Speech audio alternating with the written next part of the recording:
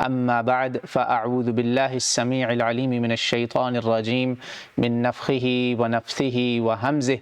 وأذن في الناس بالحج يأتوك رجالا وعلى كل ضامر يأتين من كل فج عميق صدق الله العلي العظيم ونفعني وإياكم بالذكر الحكيم۔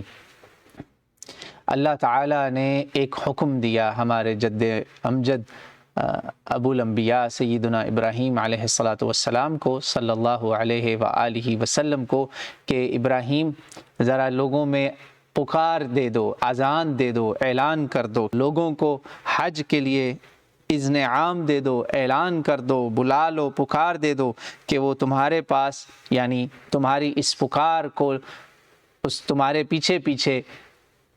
ابراہیم علیہ السلام کو اللہ کہہ رہے ہیں کہ تمہارے پیچھے پیچھے اس کو پکارتے ہوئے لبیک لبیک کرتے ہوئے اللہ کے سامنے حاضر ہو جائیں۔ اللہ کا گھر جب بنا نا، جب کعبہ المشرفہ بن گیا، سیدنا ابراہیم اور اسماعیل علیہم الصلاۃ والسلام نے اس کی تعمیر مکمل کی، اس کے بعد جا کے کہیں اللہ نے خاص حکم دیا کہ اب یہ اس دنیا میں توحید کی ایک علامت بن جائے گا کہ جو میرا ماننے والا ہوگا، یعنی اللہ کا ماننے والا ہوگا، موحد ہوگا، اس ایک ذات کو ماننا جس نے مانا ہے یا ماننے کا ارادہ کر لیا اور وہ مومن مسلمان کلمہ پڑھ چکا ہے، بس اب اس کو ادھر ہی آنا ہے۔ تو ان کو اعلان کر دو کہ وہ کیا کریں، تمہارے اس پکار کے پیچھے پیچھے حج کے لیے آ جائیں، مختلف سواریوں پر، ہر ذو مقام سے پیدل۔ سب سے پہلے اللہ نے پیدل کا ذکر کیا ہے کہ رجالن یعنی